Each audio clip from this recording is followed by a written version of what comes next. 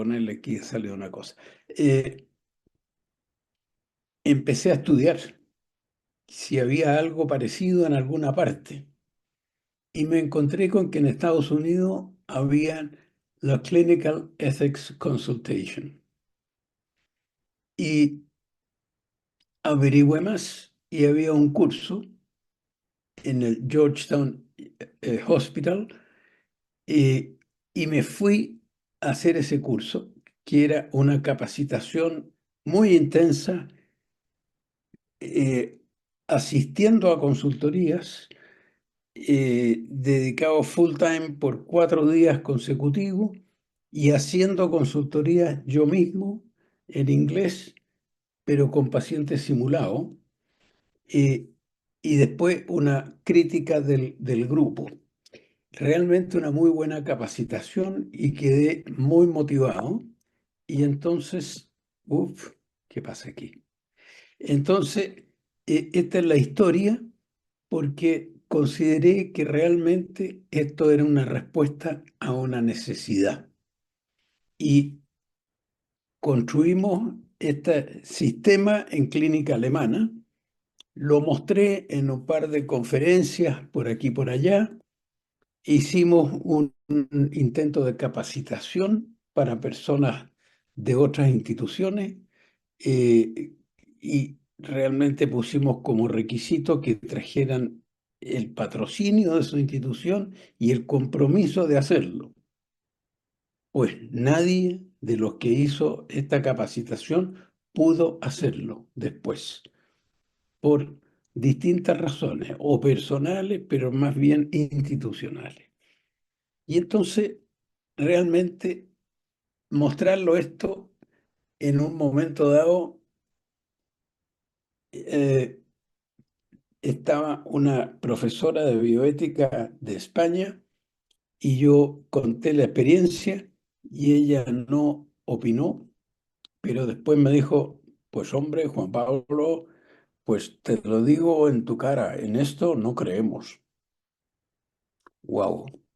Pero no me crees nada. Sí, sí, sí, interesante lo que has planteado, pero no funciona.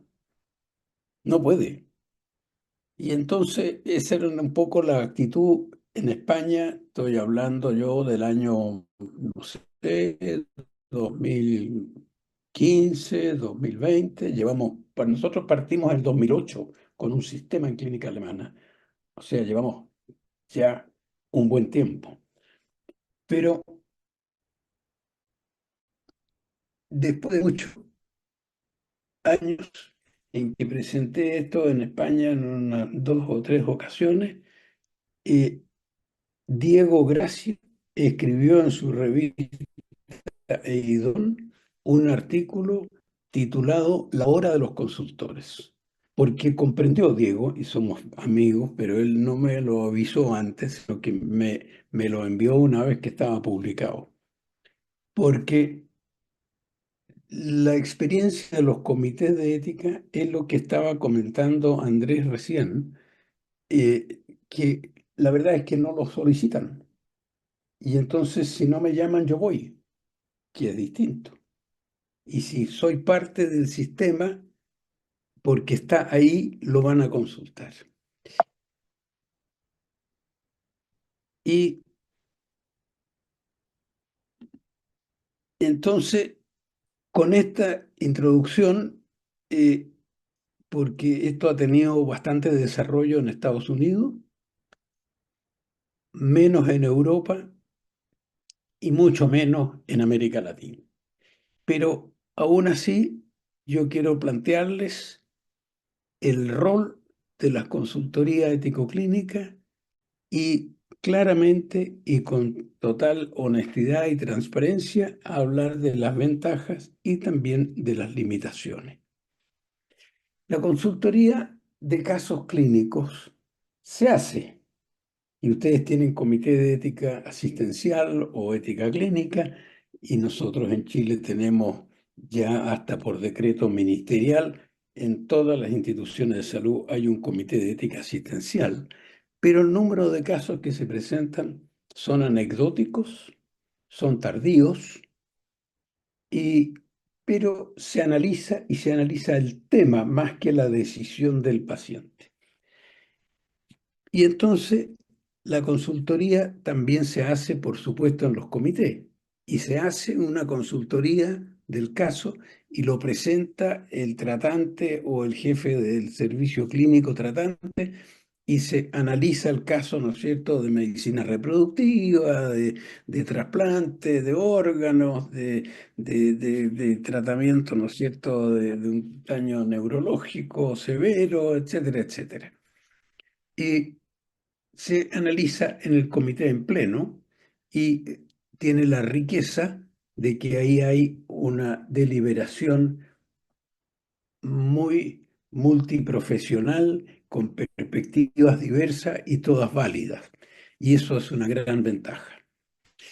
Pero también se puede hacer en algunas instituciones que cuando el caso eh, tiene cierta urgencia, van 2 o 3 miembros del comité al servicio clínico y hacen un mini comité de 2 o 3 miembros del comité de ética asistencial y el médico tratante o el jefe del servicio clínico correspondiente.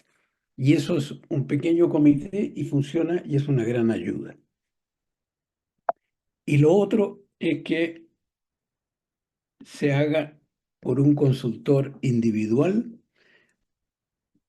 en ética clínica que se ha capacitado, lo ha estudiado y ha tenido alguna formación quizás formal o al menos tutorial. Y este consultor individual ya tiene un training y sabe hacerlo. Y entonces actúa solo y a veces son 2 consultores y eso es realmente más que una suma, es una multiplicación de puntos de vista. ¿Cuál es la realidad de los comités? Yo le estaba escuchando, ¿no es cierto, Andrés, que decía que casi no se presentan. Y eso ocurre en muchos. En Chile es muy difícil saberlo. Le hemos pedido, desde el Ministerio de Salud se ha pedido, ¿no es cierto?, envíe el reporte de los casos, pero no todos los comités lo envían. Y entonces uno se puede imaginar que el que no contesta es porque no ha visto ningún caso en el año o está tan ocupado, ¿no es cierto?, que no tiene tiempo. Pero no se puede tomar en cuenta.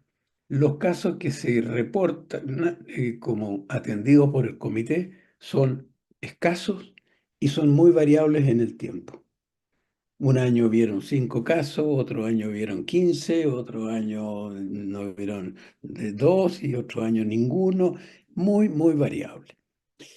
El promedio en Estados Unidos, y esto ya es muy clásico y probablemente ahora no es así, era de 3 casos anuales en los Clinical Ethics Committees, que tienen una estructura muy formal, a la gente se le paga, ¿no es cierto?, por su tiempo que está en el comité, son miembros del staff hospitalario, se les paga capacitación, pero aún así ven 3 casos al año o veían 3 casos al año no hay información reciente, pero sí se sabe que son muchos más. Y se calcula que actualmente en Estados Unidos, que es el país que tiene más consultoría, hay 35 casos anuales en hospitales de más de 100 camas. Ya eso es una actividad importante, pero es con sistema no solo de comité, sino de consultoría ético-clínica constituida formalmente. En Chile es muy variable. Hay comités que no reportan, hay comités que van como de 2 o 3 casos al año y algunos comités muy activos tienen 20 casos al año y aún más. Y no sé si ustedes pueden aportar la experiencia de los comités en Argentina, yo no sé los números y probablemente no está medido, pero sabemos que es muy poco y es ocasional. ¿Por qué? ¿Por qué hay tan pocos casos? Yo pienso que hay resistencia de presentar casos al comité y las razones son evidentemente muchas y complejas. y respetable. Toma tiempo. Hay que preparar el caso.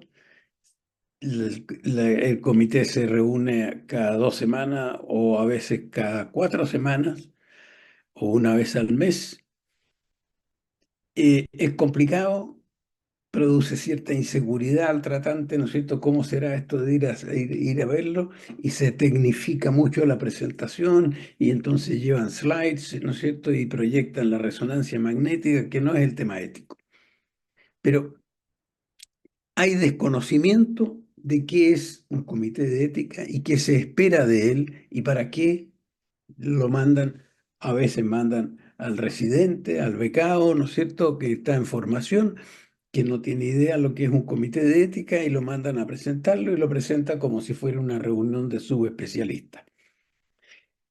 Hay diferentes visiones y hay experiencias personales que fue una vez a un comité y salió frustrado y entonces le hace una cruz a los comités, nunca más. Y esto es lo que pasa en todas nuestras realidades y yo me temo, ojalá no sea así, pero que lo de ustedes puede ser en parte de esta manera.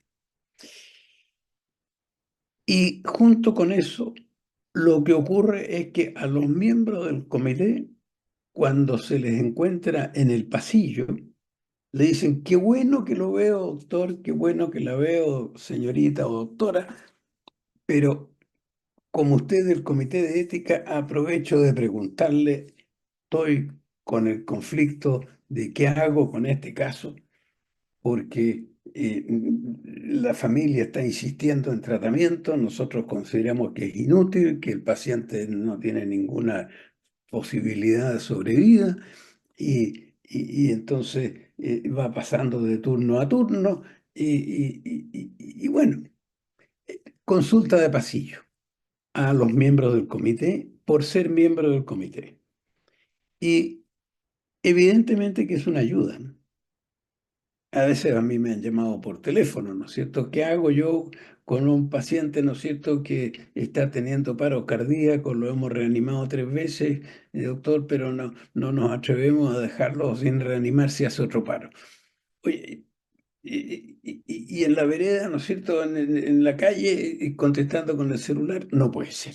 O sea, es imposible dar un consejo, no tiene ninguna seriedad, pero se hace. Y lo preguntan por teléfono, y lo preguntan en el pasillo. Y yo creo que los dos pueden tener la mejor de las intenciones, pero claramente no hay un fundamento sólido, no hay un razonamiento conjunto. No se tiene ningún análisis sistemático, aunque llegue a una muy buena conclusión. Y entonces, si nos llaman y a cualquiera de los que estamos en esta reunión, vamos a contestar algo coherente, sensato, razonable, pero no es un análisis sistemático, que es lo que debiera hacer el comité de ética o una consultoría bioética. Y la consulta de pasillo, por supuesto que no queda ningún registro, ningún acta, ninguna anotación en la ficha clínica. O sea, fue un input anecdótico y casual.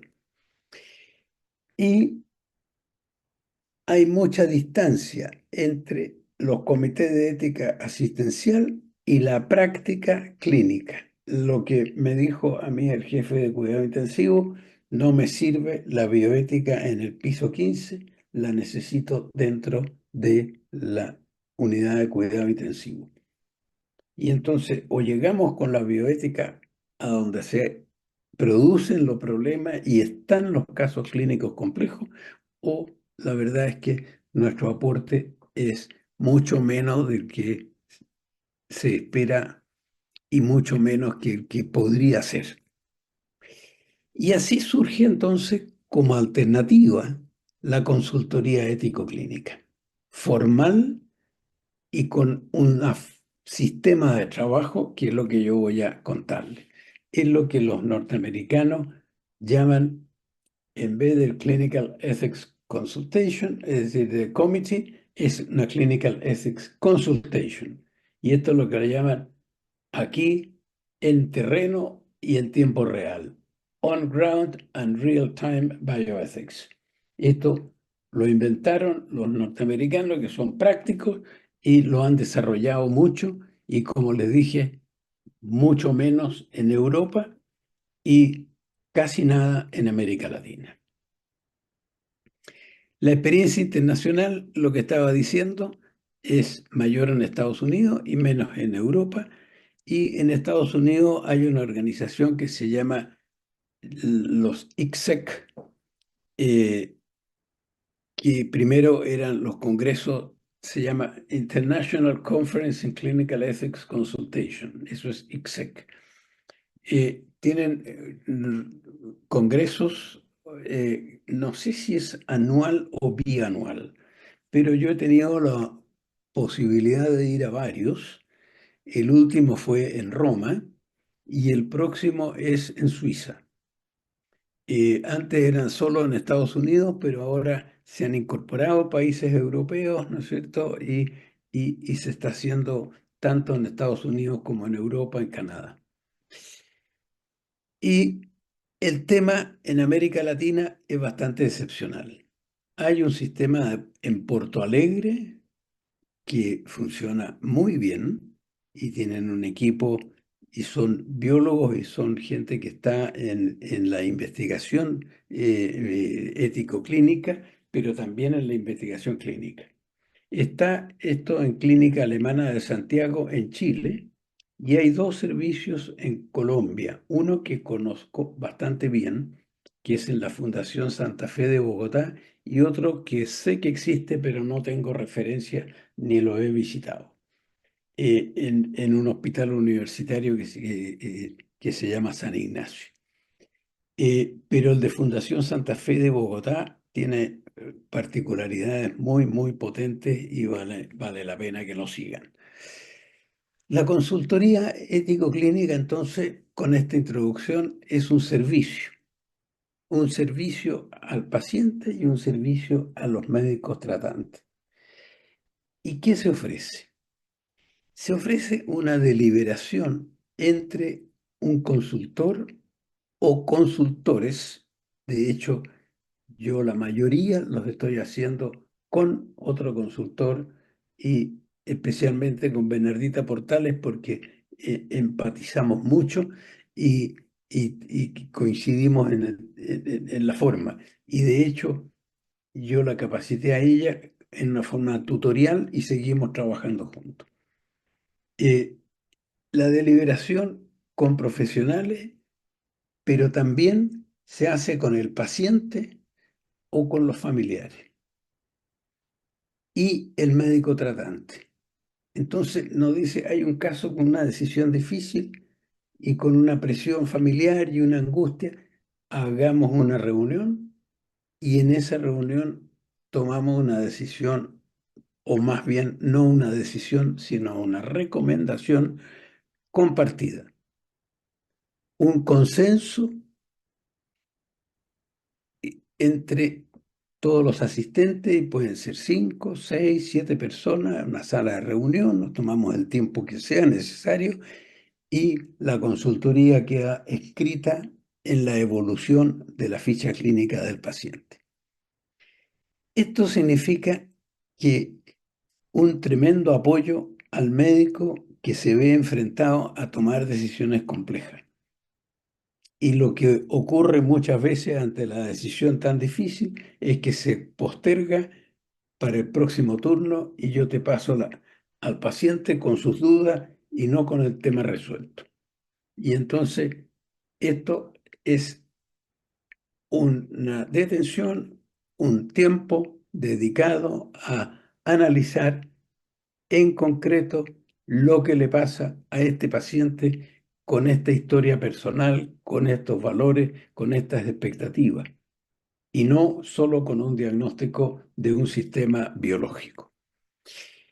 Eso se transforma en un apoyo a los médicos, pero también con un tremendo apoyo al paciente y a su familia, porque ellos enfrentan estas dudas y esta angustia, ¿no es cierto? Se va a morir o se puede morir. le estarán haciendo lo correcto, va a quedar bien con una calidad de vida adecuada o va a quedar mal y valdrá la pena hacerlo. Y cómo no lo va a hacer si se puede hacer, porque siempre hay que hacer todo lo que se puede. Y entonces se reanima, no se reanima, por supuesto que se reanima si hace un paro, y si no respira se le pone un tubo en la tráquea y se le hace respirar. Y entonces el saber proporcionar, el saber agregar y saber disminuir medidas terapéuticas. Y lo que aporta la consultoría clínica entonces ofrece una deliberación que apoya a los médicos, que apoya al paciente, que apoya a la familia y que se constituye en una mediación, no de un conflicto, sino de una diferencia de apreciaciones entre tratantes y familiares. Y entonces esta mediación es necesaria y es tremendamente útil, porque había conversado en el pasillo, ¿no es cierto? Yo les cuento, ¿no es cierto?, que la proteína C reactiva, ¿no es cierto?, o el nitrógeno ureico o la PCR está mejor, pero no qué le pasa a la persona. Y entonces le vamos a pedir otra resonancia magnética, otro escáner, ¿no es cierto?, para aclarar las dudas. Pero si es que la duda es lo que le pasa a la persona, no a la imagen. Bueno, entonces esto queda registrado y en la evolución clínica y queda registrado el problema, queda registrado lo que se hizo y quienes participaron y queda registrado lo que se recomienda, porque aquí no se decide. La decisión la tienen que tomar el clínico con una participación o un conocimiento de el paciente o sus representantes. Pero nosotros le agregamos aquí el fundamento. Nosotros recomendamos no reanimar si tiene un paro, retirar paulatinamente las medidas de soporte vital, acompañar a los familiares, flexibilizar las horas de visita para que el paciente que está muriendo muera acompañado y tenga lo que llamamos un buen morir. Y las razones son respeto por el mayor bien del paciente, proporcionalidad de los tratamientos y el apoyo al paciente para que tenga un buen final. Ese es el fundamento y eso es parte de una buena medicina. El análisis de los casos siempre lo presentamos al comité. Presentamos el caso que vimos en la semana o en el último periodo, un caso, dos casos, y se analiza el tema tratado en el comité. Y muchas veces surge en la deliberación del comité una profundización ya no del caso, sino del tema. Y esto enriquece evidentemente la sugerencia que puede hacer el comité al funcionamiento de la institución. Y entonces nuestra consultoría ético-clínica en Clínica Alemana de Santiago, nosotros partimos con un programa en el año 2008, un año después del desafío que me hizo el jefe de cuidado intensivo, el doctor Canals, y se definió en ese camino un reglamento, una forma de trabajo, procedimientos, cómo se solicita, y llevamos un registro desde el día 1, primero en mi computador, ¿no es cierto?, personal, y en una planilla Excel, pero con los ítems de cada paciente tabulables, y eso nos ha permitido analizar retrospectivamente nuestra experiencia y también compartirla en presentaciones o en algunas publicaciones. Todos los casos se registran en esta base de datos, eh, y eh,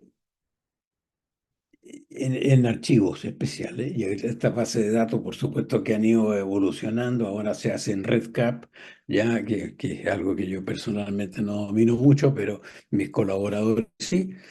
Y hemos tenido algunas publicaciones y hemos compartido esto y hemos intentado capacitar consultores, como les dije, con este curso que hicimos, pero ninguno de los que hicieron el curso, y fue un esfuerzo grande, pudo establecer un sistema en su institución, de modo que no lo hemos repetido.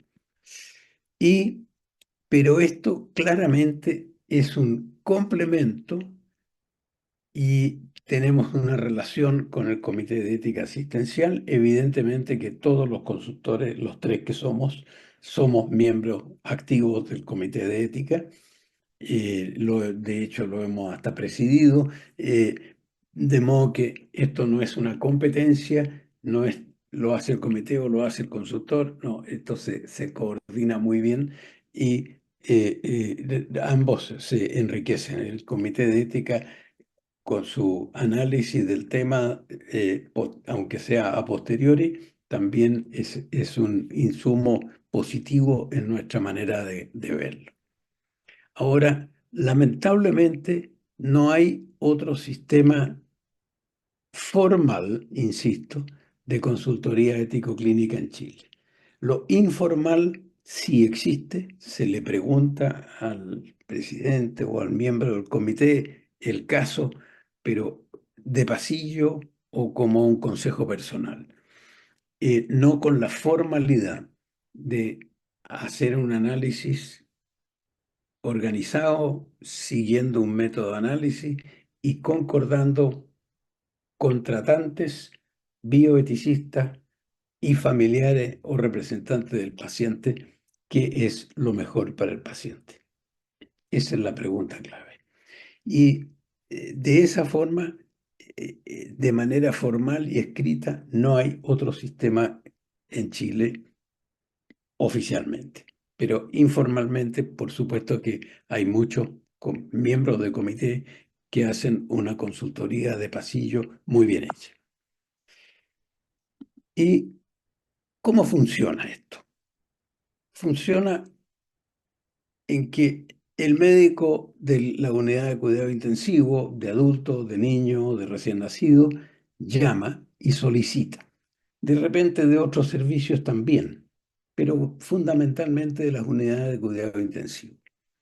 El consultor se informa del caso a través de una conversación con tratantes y mirando la ficha clínica, y ahí se concuerda una reunión para ese día o el día siguiente o subsiguiente, pero así de inmediata, en cuanto los familiares puedan venir.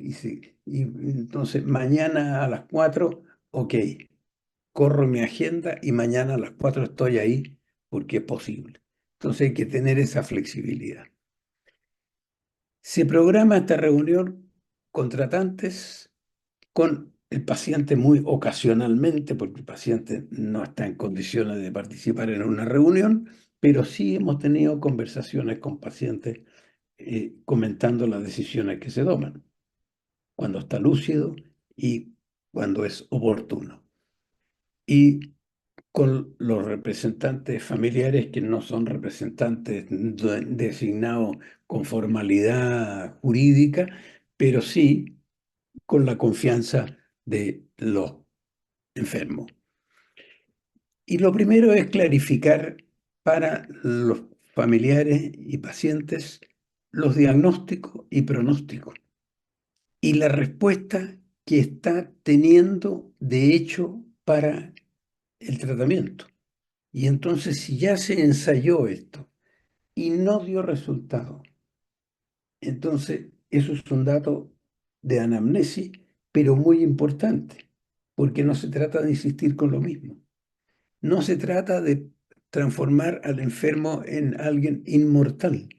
Se trata de hacer todo lo que es proporcionado, pero todo lo que es proporcionado. la palabra y la petición, haga todo, por favor, doctor, doctora, sí, voy a hacer todo lo que razonablemente consideramos útil para el paciente. No vamos a hacer todo lo que existe. No es eso. Es hacer todo lo útil para don Javier, la señora Gabriela, o el niñito Gabrielito o Javierito. Y entonces se busca este consenso, como les dije, para establecer y estar de acuerdo que lo mejor para este paciente es que muera acompañado, que muera sin dolor, que muera con asistencia religiosa de acuerdo a su creencia, que muera con el alivio de todos los síntomas y recibiendo el cariño de la gente que lo quiere y de la gente que lo cuida. Y eso es un buen morir. Y eso es lo muy bueno para esta persona. Y entonces a eso se llega, pero tenemos que estar de acuerdo y este consenso es a través de una deliberación en que todo está en juego. Y esto se escribe, como ya les dije, como que se atendió, se participó en una reunión en que asistieron estas 7 personas nombradas y escrito en la ficha quién estaba y se concluye con las siguientes recomendaciones, uno, dos, tres, cuatro, lo que sea, y después, porque es didáctico, estas recomendaciones se fundamentan en respeto a la autonomía, en la búsqueda del mayor beneficio del paciente, en el respeto a la justicia distributiva, ¿no es cierto?, para utilizar determinadas medidas o lo que sea. Y los casos, como ya les conté, se reportan al Comité de Ética Asistencial y los casos más complejos en que no podemos llegar a un consenso, lo podemos presentar y de común acuerdo con los familiares. Mejor esto, como no estamos todos tan de acuerdo y es muy complejo, mejor lo vamos a ver en el comité en pleno. Pero esto es llevar el comité a la cama del enfermo, pero con un experto que tiene que tener algunas cualidades personales. Y de lo que les he relatado, yo creo que se puede concretar, para que no sean puras anécdotas, en los roles de la consultoría ético-clínica. Y esto sí es original, Leo. Yo creo que el rol es, primero, deliberar incorporando todo lo clínico, todo lo bioético y muy relevantemente los valores y preferencias del paciente o de esta familia. Lo vamos a respetar, lo vamos a comentar, vamos a decir qué prefiere o qué, incluso, qué cree usted que si pudiera hablar diría por su manera de ser. La señora Gabriela diría, no, no hagan tanto porque si no, ¿para qué me molestan? Eso es lo que habría dicho. Pero el hijo o la hija, ¿no es cierto?, que cree que la madre es inmortal, no, por favor haga todo, todo lo que existe. No, no, no. Vamos a hacer todo lo proporcionado. Sí. Luego, esto logra acercar la bioética asumiendo el contexto del enfermo y no solo el caso teórico, que es muy frecuente como análisis clínico y ético clínico. Pero acerca la bioética al contexto de esta familia con este estatus cultural, con estas creencias, con esta capacidad económica. Ese es el contexto, con esta experiencia previa. Y los tiene que acercar la bioética al contexto real y no teórico, y a todo el contexto clínico, pero muy importante, a la vida del paciente y de esta familia que sufre. La bioética no es para estar encerrada en un comité o en un aula. O se acerca a lo que ocurre en la práctica, o creo que es un ejercicio o una disciplina teórica, pero poco útil. Y esto, tercer rol, es apoyar a pacientes, a familiares, a subrogantes en su participación en las decisiones. Participación que es muy importante y es parte de la autonomía, pero que también es muy angustiante, ¿no es cierto?, para la persona tomar decisiones por la vida de un hijo, una hija, un hermano, un cónyuge.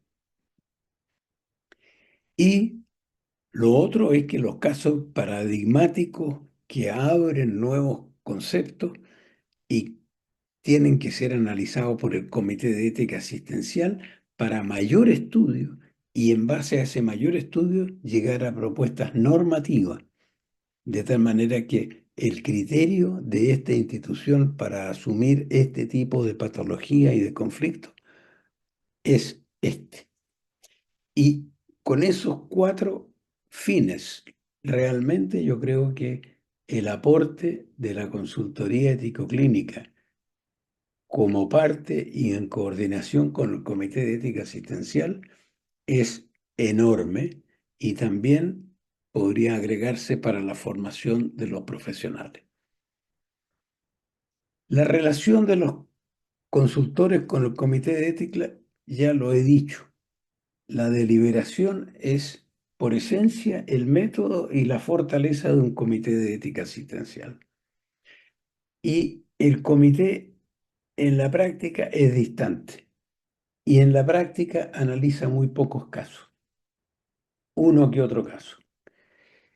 Y la consultoría es más cercana, asume más casos, delibera con los tratantes y con los pacientes o sus representantes. Y el análisis del consultor, entonces, es más sensible al contexto. Y yo diría que es una muy buena mezcla del método casuístico, que es el análisis inductivo desde el caso al concepto, pero también deliberativo del contenido teórico y de los fundamentos filosóficos y valóricos. Y esto evidentemente que evita ejercer una especie de rol de que, como usted, doctora, doctor, enfermera, abogado, está en el comité de ética, usted es un experto, así que usted me resuelve el tema. No, no somos el experto para resolver el tema. Esta palabrita del experto, no. Nosotros vamos a deliberar con todos los involucrados. Y dicho esto, ¿quién de los presentes puede ser consultor ético clínico?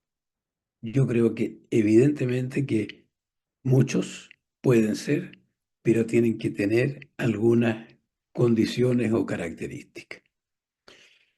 Ahora, hay muchas consultorías y hay gran variedad, como también hay gran variedad de cómo funciona el Comité Ético Asistencial del Hospital en Córdoba y del Hospital X en Buenos Aires o en Italia o en Chile o donde sea.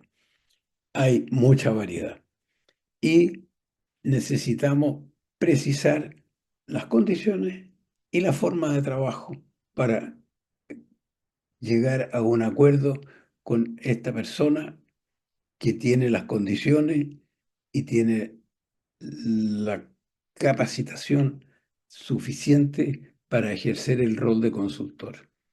Pero hay que precisar las condiciones de trabajo, si se le va a remunerar o no y en qué forma, etcétera. Y si se le va a facilitar y a ayudar económicamente para su mayor capacitación.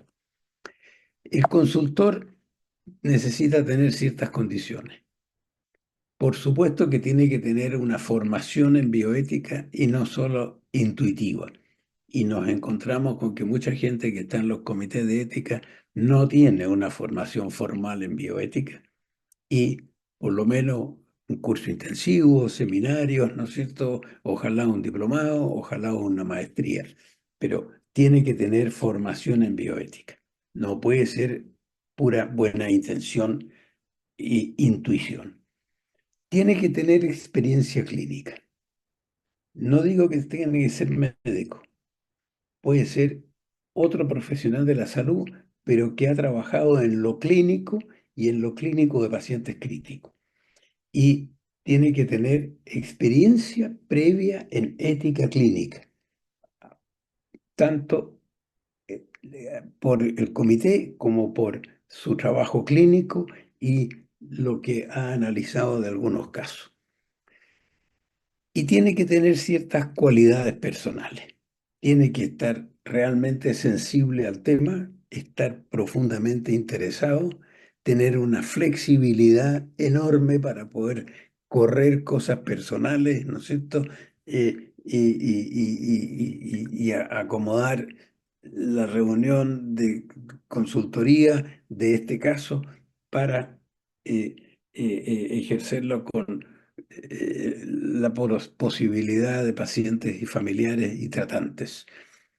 Eh, y tiene que tener una capacidad de comunicación, evidentemente que fluida y para allá y para acá.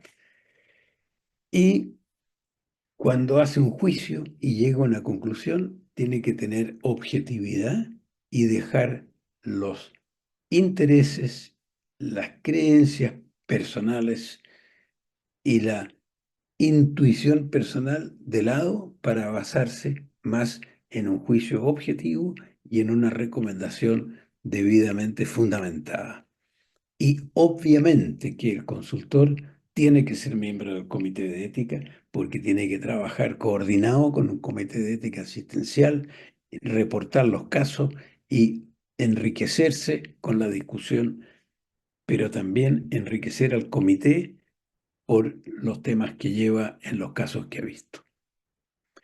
Y dicho todo esto, veamos cuáles son entonces los beneficios, las ventajas y cuáles son los riesgos o los problemas. Yo creo que una ventaja es que le da mucha agilidad al sistema de la ética clínica en la institución. Esto en clínica alemana, por lo menos en las unidades de cuidado intensivo, ya saben y uno se asoma y dice, ah, hoy viene por algún caso. No, vengo por si hay algún caso, pero siempre hay. Ah, ya. Mire, fíjese que ya. Entonces hay que tener agilidad. Tiene que tener cercanía y buena relación con los médicos tratantes y nunca entrar en conflictos que yo lo habría hecho diferente, que no, que estás equivocado. No, no, no. No somos críticos de la tratancia, aunque podamos tener experiencia en la enfermedad y en el cuidado intensivo. Pero hay una cercanía, pero nuestro rol como consultores es otro. Y ojalá podamos en consultoría psicoclínica participar en los rounds, en las visitas clínicas del servicio. Esto es difícil de lograr, pero nosotros por algún tiempo lo hicimos, después lo dejamos de hacer porque nos tomaba un tiempo larguísimo y ahora hasta las visitas clínicas se han acortado a visitas de un jefe que pasa por aquí por allá nomás, pero no esta visita multiprofesional. Eh, Esto significa, si se participa por lo menos en alguna visita clínica, un aporte, una presencia de la bioética como parte de la buena medicina. Y obviamente que aumenta el número de casos asesorados. Estos 3 o 10 o 12 casos al año pasan a ser 30, 40, 50 casos al año. Y el registro en la ficha clínica como formalmente como una interconsulta. y a lo mejor la remuneración tiene que ser como una interconsulta. Eso es local y en cada parte pueden llegar a acuerdos diferentes.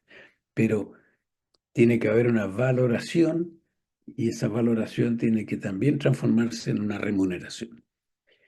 Y el contacto con los familiares, evidentemente que mejora, porque los familiares son atendidos en una sala de reunión y por un equipo que le dedica, y el tiempo de esa reunión es una hora o más. O sea, hay un tiempo que se dedica a ellos como familiares para analizar lo que están sufriendo con su paciente, padre, madre, hijo, hija, lo que sea. Y evidentemente que debiera haber un seguimiento de los casos desde el punto de vista ético-clínico. Y también nos asomamos de vez en cuando, ¿no es cierto?, pero sin una formalidad, a saber qué pasó con el caso que vi ayer. No termina con escribirlo en la ficha clínica electrónica y archivado en un computador. Termina en una relación con tratantes, con pacientes y con familiares. Y esto claramente termina siendo un aprendizaje para el equipo tratante. El equipo tratante se sensibiliza a los problemas éticos y aprende a analizar con el caso que vimos en conjunto. Limitaciones, como toda actividad humana, por supuesto que las tiene. Uno de ellos es que la pobre o limitada deliberación con perspectivas múltiples y que no llega a nada. Es una limitación, ¿no es cierto? Este análisis de muchas personas y que después se concluye a la rápida algo. No, tiene que ser una deliberación ordenada y sistémica. Pero cuesta. Otra limitación puede ser que domine una sola perspectiva. O sea, usted doctor, usted doctora, oiga, yo le creo tanto, lo analizó tan bien que dígame lo que hago. No, lo vamos a consensuar lo que hacemos. Dígame lo que hay que concluir. No, yo soy un guía para que decidamos juntos, pero no es mi perspectiva como creyente o como no creyente o como investigador clínico o no investigador clínico lo que predomina. El consultor, otra limitación es que el consultor se puede transformar en esto que yo definí como el experto entre comillas, ¿no? Que termina siendo una autoridad y casi define lo que hay que hacer. No es eso. Nosotros como consultores somos consultores, ayudamos a pensar, coordinamos y ordenamos las ideas, pero las ideas son de todos.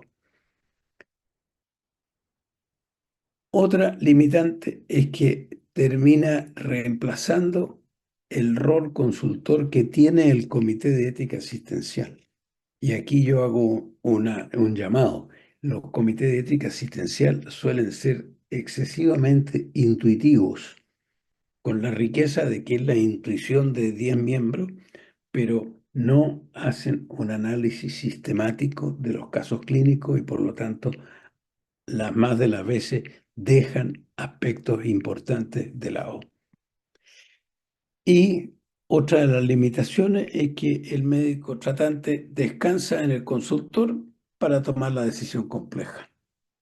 Pero no es mi decisión como consultor, es tu decisión como médico tratante y es tu decisión como paciente y es tu participación en la decisión como familiar o representante. Pero no es este sábelo todo que toma la decisión. Nosotros hemos evolucionado y seguimos evolucionando y como sistema de consultoría en este momento tenemos algunos cambios y algunos proyectos. Estamos trabajando como consultores ético-clínicos mucho el tema de voluntades anticipadas y ofreciendo a las personas que van a llenar su documento de voluntad anticipada una asesoría personalizada. Y ha sido muy interesante.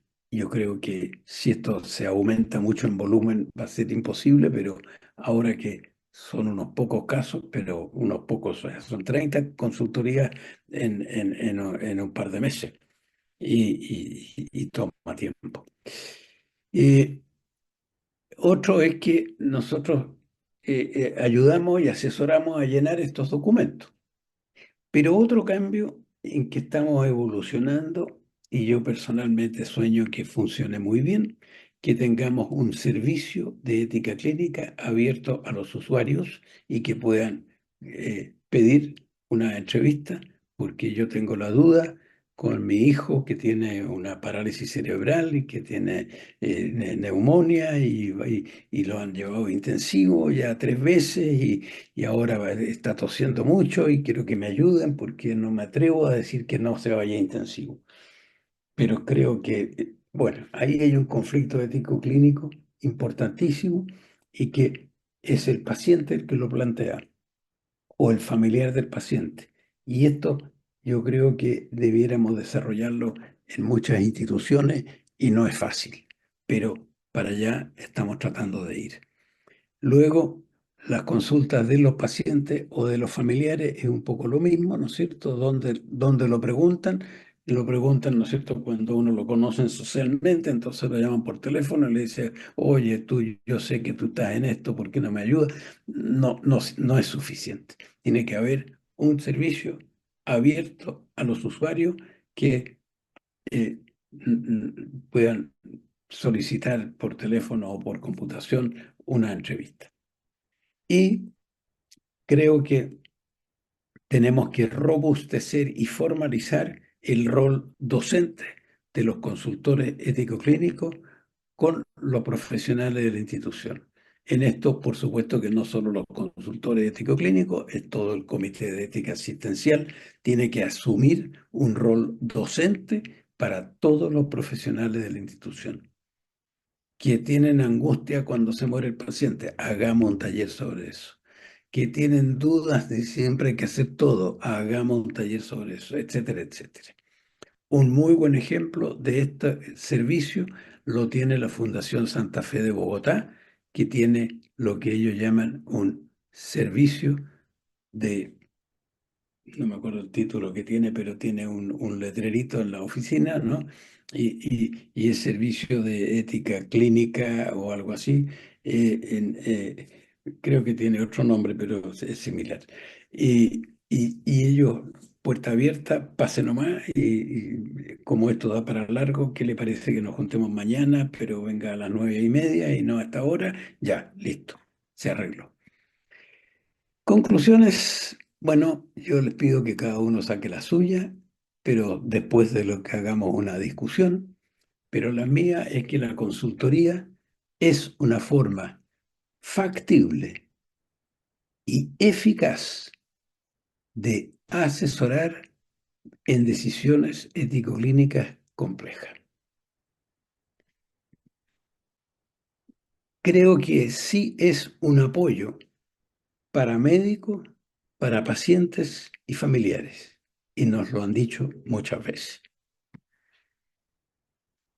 También cumple un rol de sensibilización y de formación para estos profesionales, algunos que están en primera fila y otros están, a veces la enfermera está retraída, ¿no es cierto? Y de atrásito está mirando, pero está atenta y está aprendiendo. De modo que también se sensibiliza y se va formando. Y esto no es competencia, no es sustitución, es complemento de la labor del Comité de Ética Asistencial, una de cuyas partes es la consultoría ético-clínica. Y por último, yo creo que esto es realmente factible en nuestro medio, en nuestros hospitales, en América Latina, en Chile, en Argentina, en Córdoba. Muchas gracias. Y yo tengo mucho interés en las preguntas y temas que ustedes planteen. Así que yo cierro esto. Uf,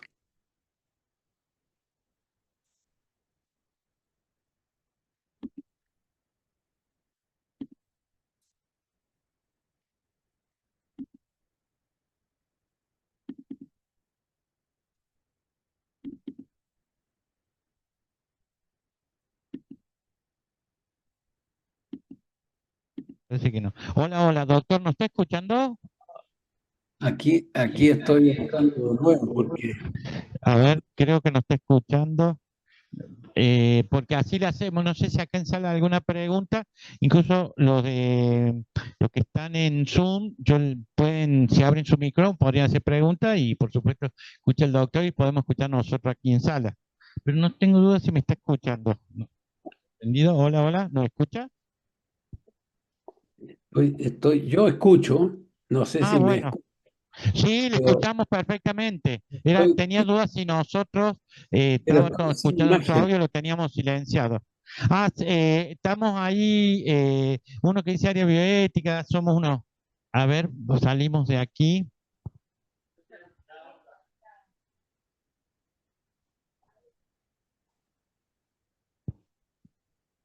Tendría que dejar, ¿sabe que tendría que dejar de compartir, doctor? Eso es lo que sucede. Me parece que él que nos está compartiendo. Podrá hacer eso, pero es que no tengo la pantalla del Zoom.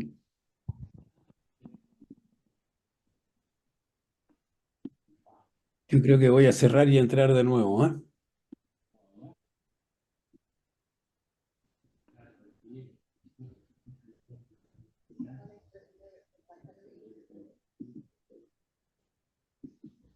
No me cierra.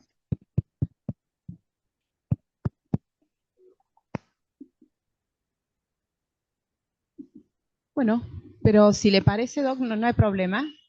Eh, si hay alguien de los que están virtualmente, que le quiera o preguntar algo al doctor o hacer un comentario. Yo estoy sin imagen, pero no sé si ustedes me ven. Eh, pero yo no veo a nadie y veo mi computador y otras cosas, pero escucho perfectamente. Así que dejémoslo así y Bárbaro. Bien. Bueno, en primer lugar agradecerle, doctor, ¿no? Poder escuchar esto. Me parece que hablo en mi nombre, pero creo que varios de acá coincidimos en lo que usted plantea al último, ¿no? Esto es algo factible para en nuestra realidad, nuestra práctica habitual, que es un gran desafío por esto que usted planteaba de la formación, ¿no? A nosotros nos pasa por ahí que que está esta tendencia a pensar que cualquiera puede ser parte de un comité de bioética, que cualquiera puede recomendar, y este rol del consultor exige, como usted bien decía, ¿no? Esta capacitación y estas habilidades en algún punto, ¿no? Entonces, hemos visto como realmente muy esclarecedor, ¿no? Porque teníamos la idea, habíamos escuchado hace años, pero seguimos coincidiendo en esto de que también creemos que es posible y me parece que la idea es sumarnos, ¿no? Al desafío para que en algún tiempo pueda, cuando usted cuente estas cosas en otros lugares, también se pueda sumar la provincia de Córdoba en este intento. Pero, bueno, nos gustó mucho esto de saber que hay lugares donde se podían hacer capacitaciones, así que por ahí si las vuelve a hacer, nos vamos anotando, porque creemos que para poder hacer bien esto hay que estar capacitado. Nosotros hace tiempo que venimos trabajando en esto, ¿eh? No, hacer bioética no es solamente cuestión de intuición, como decía usted, ni de buena voluntad, sino que hay que formarse, capacitarse. Este espacio es parte de eso. Eh, Así que simplemente agradecer esto y sobre todo por la claridad en lo que ha podido compartir con nosotros. No sé si alguien más quiere preguntar o opinar. No, no hay preguntas también.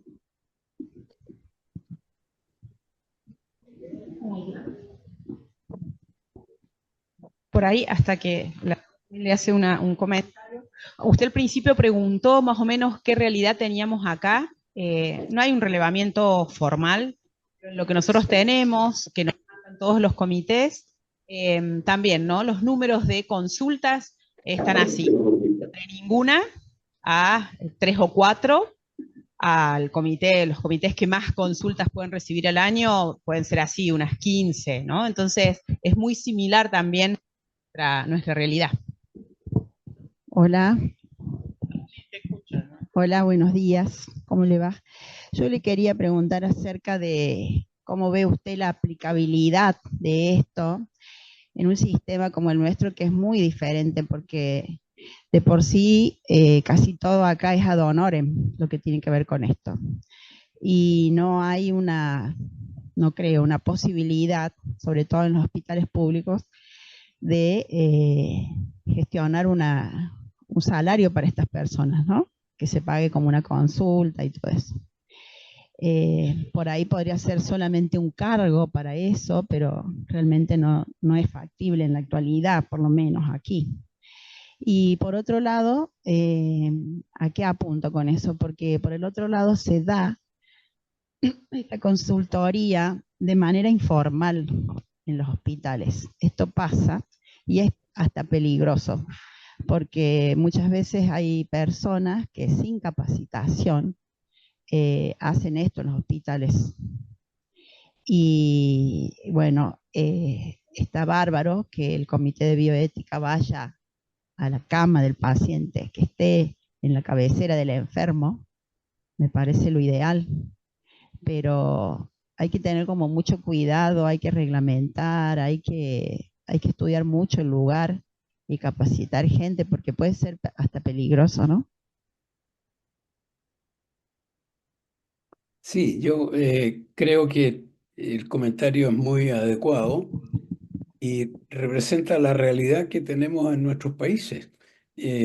Pero yo soy partidario de transformar las inquietudes y las ideas en proyectos. Y un proyecto tiene que tener una fundamentación, una claridad de sus objetivos y una claridad del método propuesto, y tiene que contemplar los recursos necesarios. Esto es lo mismo que si quieren ampliar, ¿no es cierto?, los pabellones. Hay que hacer un proyecto por dónde se hace, ¿no es cierto?, y cuántos pabellones más, y de qué tamaño, y con qué equipamiento, y con qué cotización económica, ¿no es cierto?, y con qué recursos necesarios, y en cuánto plazo se va a lograr. Y cómo se va a evaluar después. Porque no es cosa de que financien, ¿no es cierto?, este hobby de la doctora. No, no es eso. ¿Ya? Es una necesidad de la institución, es una necesidad y una necesidad para hacer buena medicina. Entonces, si lo fundamentas bien, lo más probable es que puede que no te lo aprueben en un día, pero se va a quedar metido y va a ir a un consejo, a un equipo directivo, ¿no? Y que lo va a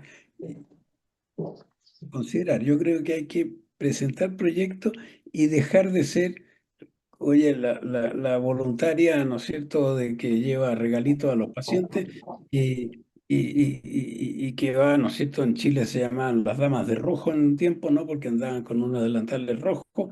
Entonces, esto no es para las damas de rojo. Yo encuentro muy respetable su rol, lo tienen definido y lo organizan bien. Esto es otra cosa. Y esto es para ayudar a las mejores decisiones. Y cuando decimos mejores es un tema ético. Lo mejor o lo peor es un tema moral, y no es técnico. Y eh, yo creo que es una necesidad, y si los directivos lo consideran una necesidad, entonces también lo van a... Pero si no lo sabemos presentar, que tampoco estamos quizás personalmente tan convencidos, evidentemente que no va a resultar. Pero esto, yo siempre digo, hay que superar la etapa de ser los Boy Scouts de la bioética. ¿Ya? Estos somos los profesionales de la bioética, estudiamos, nos capacitamos, respondemos, nos hacemos cargo y respondemos de nuestras opiniones. Y ayúdennos a ser mejores, por supuesto. Bueno, doctor, dos preguntas en el chat. Uno pregunta si puede influir la inteligencia artificial en la tarea de un consultor o de un comité de bioética asistencial. ¿Puede ser una amenaza o una herramienta de trabajo? Claro, muy vanguardista acá lo de Gustavo. Si la inteligencia artificial podría reemplazar ese consultor. Y le hago la segunda también escrita, me parece que en uno de los diapositivas de los slides estaba, lo plantea como un desafío, hay un punto a pensar. En tu experiencia, doctor Juan Pablo, ¿se presenta competencia entre la consultoría y el comité y cómo se resuelve? Esto de competencia en el sentido de que entren en pugna, que se disputen terreno, campos. Me parece que para la pregunta se entiende de esa forma. Se presenta competencia, es decir, se conflictúan, se chocan, se van a, no sé, tratar de ganar lugar uno de otro y dice cómo se resuelve. No, yo en los años que llevo nunca he visto que haya un caso en que haya un conflicto o una competencia en el sentido de quién gana, pero sí competencia en cuanto a ser capaces de. Pero no he visto el tema y no he escuchado que en alguna parte lo haya. Mm. Eh, no veo por qué tendría que haberlo. Estos son los consultores, también son parte del comité. No es una instancia aparte, es todos los consultores somos parte del comité. En el nuestro, en este momento, quien preside el comité es la consultora ético-clínica. Y yo fui presidente del comité muchos años también, ¿ya? Y nosotros somos en este momento dos mujeres, un hombre, que soy yo, y, y llevamos muchos años así y hacemos un buen equipo y somos parte del comité y no nos sentimos competidores ni mejores, no, simplemente tenemos un rol diferente. Hay gente muy buena en el comité y que no son consultores. Y los consultores pueden no ser médicos, pero tienen que ser profesionales de la salud y tienen que tener práctica clínica y no solo teórica, Mm. De la porque inteligencia, da una idea.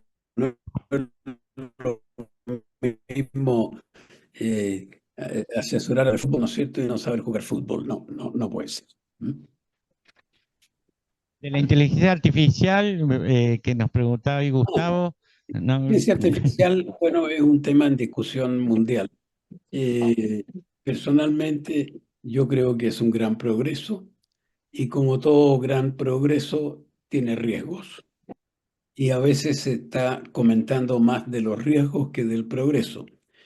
Eh, yo creo que la inteligencia artificial no hace deliberación.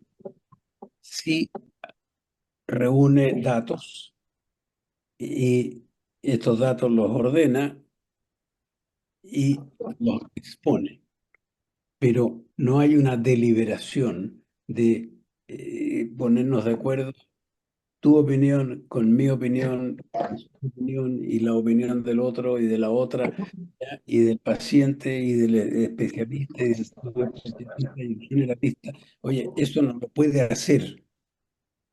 Una deliberación no la puede hacer la inteligencia artificial. Y por lo tanto, si es para buscar información debidamente ordenada, fantástico. Si buscamos, a lo mejor yo no lo he hecho, ¿eh? Pero buscamos en este momento, ¿no es cierto? La pregunta, quizá van a llegar ustedes a su casa a hacerlo, ¿no? También, y preguntarle qué es la consultoría ético-clínica, qué ventaja tiene y qué desventaja tiene. Yo no lo he puesto como pregunta, pero quizás me va a abrir una arista que no la había pensado. ¿Por qué no? Yo soy doctor, optimista con la inteligencia artificial. Yo creo que ah, depende del mundo. Léanse ustedes el libro de Harari, ¿no es cierto? El último, y van a llegar a una conclusión similar, digamos, de que esto es un gran beneficio, pero tiene riesgo y que tenemos que tener conciencia de sus riesgos. Y uno de ellos es pensar que la última palabra y la sí. decisión con mi vida la va a tomar este sistema computacional.